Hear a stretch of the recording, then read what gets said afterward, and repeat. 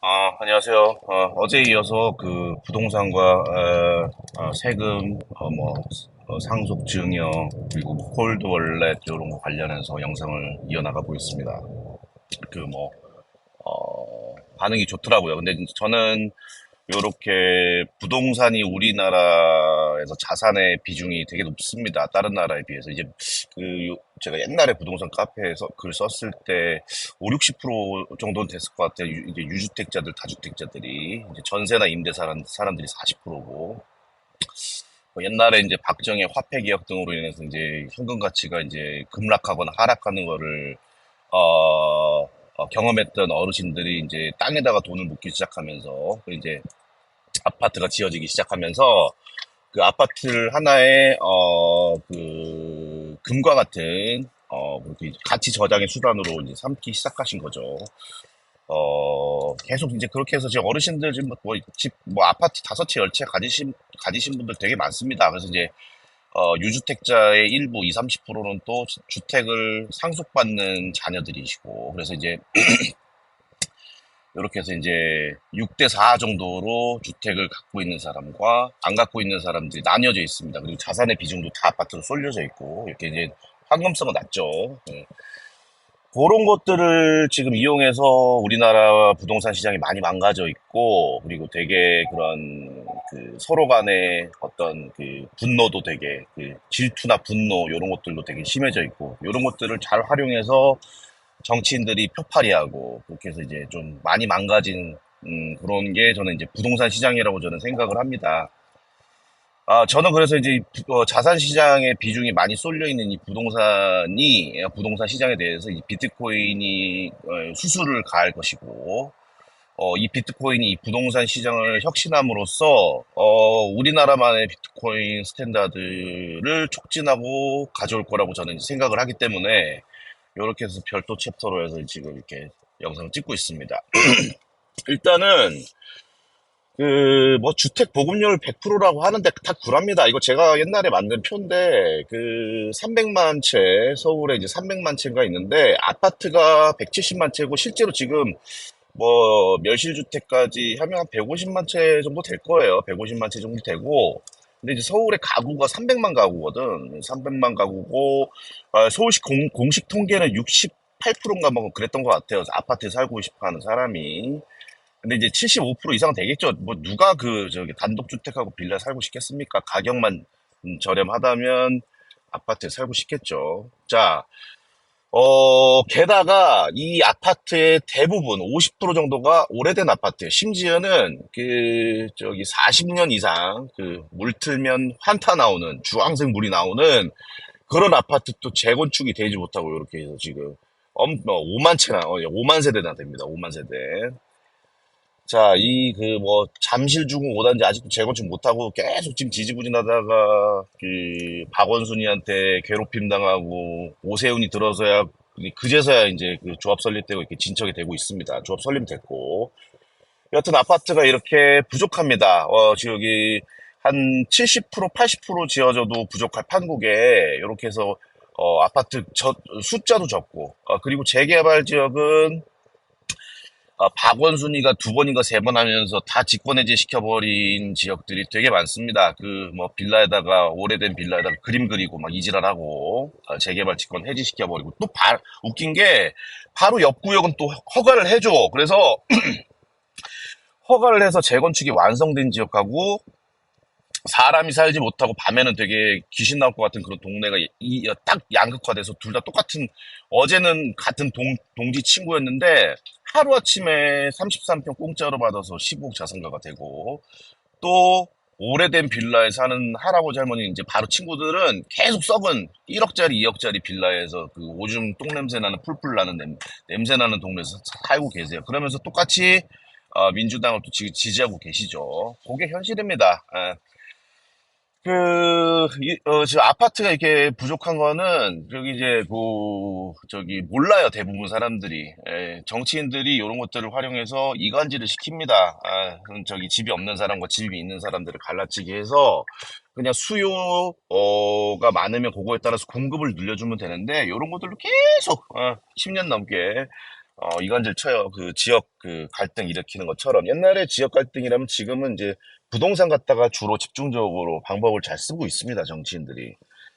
용적률 같은 경우에도 서울이 뭐 150%, 200%, 250%이던데 주요 대도시들, 싱가포르 이런 데는 15배나 4배, 3배 기본이에요. 근데 요런 것도 이제 북쪽에는 이제 뭐 군사 보안 때문에 어쩔 수 없겠지만 남쪽은 전혀 상관이 없거든. 특히 사람들이 가장 살고 싶어 하는 동네, 압구정들, 압구정, 강남, 대치동, 개포동 요런 데는 그냥 40층, 50층, 60층, 70층 지어서 사업성 늘려서 재건축 조합원들 나눠주고 아니면 더 큰 집 주고 더 일반 분양 늘려서 사람들이 살고 싶어 하는 동네에다가 저기 일반 분양을 늘리면 되는데 요걸 안 풉니다. 응. 요거는 이제 다 그 사람들의 질투와 시기심을 이용을 해서 부동산 시장을 갖고 장난을 치는 겁니다. 자, 그 한강변에 그 성냥갑 같은 아파트 재건축도 못하고 계속 지금 딜레이 되면서 좀 오래된 아파트 30년, 40년 된 아파트들도 다 그 사람들의 질투심을 이용하는 겁니다. 정치인들이. 남쪽에 사는 사람들은 한남 3구역 사람들이 재개발되는 면은 배 아파하고 한남 3구역에서 바라보는 썩은 빌라에 사는 사람들은 압구정 아파트가 재건축되는 게 꼴이 보기 싫은 거야. 그러니까 이제 그런 것들을 활용해서 계속 재건축을 딜레이 시키고 사실 그 한강을 바라보는 게 조망이 좀 제한이 된다. 요런 것들로 뭐 이제 불평 불만을 가진 사람들이 있을 텐데 이제 그건 전혀 아닌 게 사실 아파트를 높게 지을수록 한강에 대한 조망권이 확보가 더 많이 되는 겁니다. 어차피 뒤에 있는 사람들은 못 봐요. 예.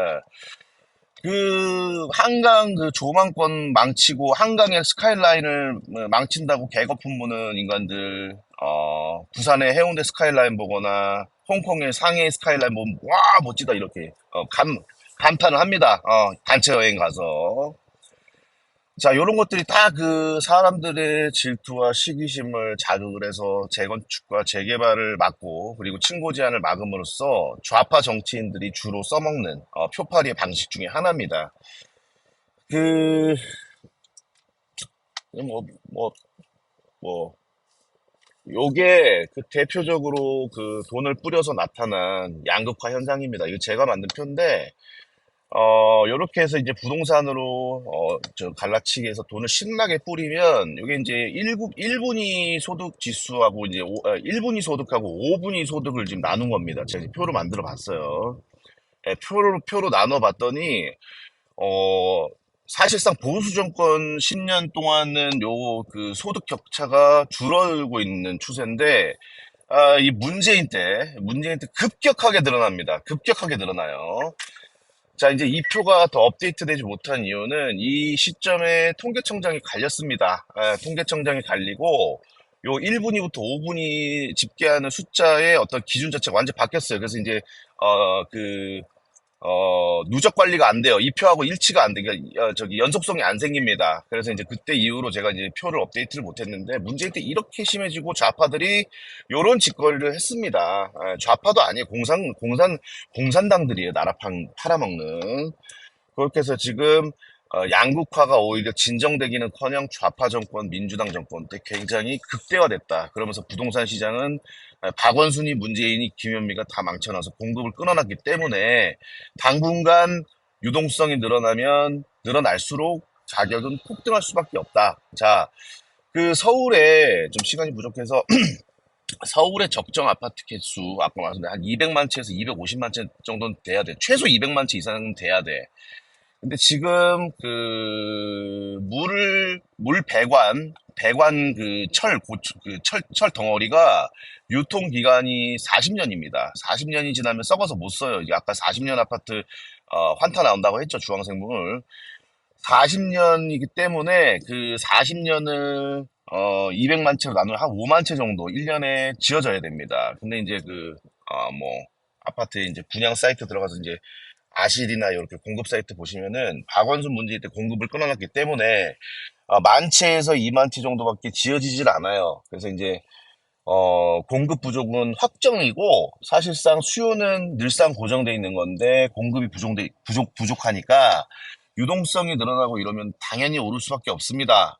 근데 이제 제가 말했던 방식대로 정치 구도가 흘러가면 가두리 치고 갈라치기 하면서 그 이제 부동산에 관련된 각종 그 부작용들이 나올 겁니다. 이제 나오면 요렇게 해서 이제 비트코인을 이해를 하고 있는 정치인들이 등장을 해서 요것들이 이제 과감하게 수술을 하고 꼭 필요한 집들이 지어질 수 있도록 수요와 공급에 맞춘 그런 정책들을 사용하고 이제 그때까지는 이제 많은 사람들의 다주택자들이 비트코인 네트워크로 옮겨간 뒤겠죠. 그러면 이제 쓰잘데기 없는 집이 안 지어지고 그리고 이제 근본이제 시절만큼이나 그런 비트코인 본이제가 강해진다면 이 40년 유통기한에 이제 그 배관도 더 오래 쓸 수 있는 철이 개발되고 그러면 재건축 주기도 빨라지고 늦어지고 한 번 지어진 아파트 더 좋아지고 그리고 이제 그, 필요 없는 수요와 공급이 일치돼서 아파트 가격이 진정이 되기 때문에 더 이상 사람들은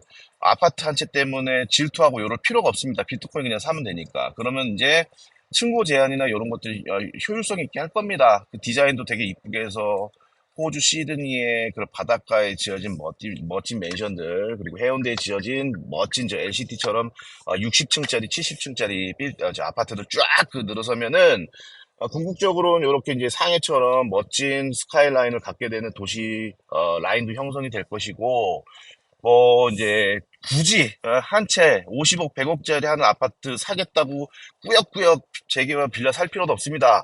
대부분의 사람들은 비트코인 뭐 100만 사토시, 10만 사토시 계속 5만 사토시 사면 되기 때문에 아파트에 굳이 관심을 가질 필요가 하나도 없습니다. 그래서 결국에는 좀 계속 얘기를 이어나가야 됩니다. 근데 이어나가야 되는데 여튼 요런 부분들 때문에 아파트 값도 진정되고 품질도 좋아지고 그리고 수요와 공급이 일치되면서 이렇게 해서 이제 지금 멋진 스카이라인도 덤으로 얻게 되고 그래서 이제 사람들이 아파트로 갖게 되는 각종 질투, 시기심 이런 것들이 사라지게 되고 이런 걸로 활용해서 표팔이하는 정치인도 이제 뼈를 못 추린다. 아파트로 이렇게 가두리 쳐놓고 세금 뜯어서 뿌리고 이런 것들이 이제 재정 파탄을 일으킬 거고 하기 때문에 어제 말씀드렸던 비트코인 네트워크로 도망쳐버린 사람들 그리고 남아있는 다주택자들 개패듯이 패면서 뜯어내다가 결국에는 지쳐서 비트코인 네트워크로 다 들어가다 보면은 다주택자들 사라지고 뭐 전세 가격 폭등하고 막 이런 뭐 부작용들이 막 나올 거라고 주택도 막 누가 사줄 사람도 없어서 막 그러고 있고 근데 이제 막 세금 뜯을 곳은 없고 그래서 이제 진성준이 뭐 이제 지금 이재명이 하는 것처럼 금투세 뜯자 막 이렇게 이제 하는 게 이제 계속 되면은 세금 엄청 늘어나고 그러면서 이제 부동산 시장이 좀 진정이 향후엔 10년, 20년 내로 되지 않을까. 근데 뭐 이제 모르죠. 뭐 계속 뭐 민주당 찍어주면서 우리 우덜식 하면서 이제 민주당 찍어줄지. 좀 시간이 부족해서 뭐 기무사령관 브리핑 때문에 요까지만 조금 하고 제가 출근해야 돼서 다시 계속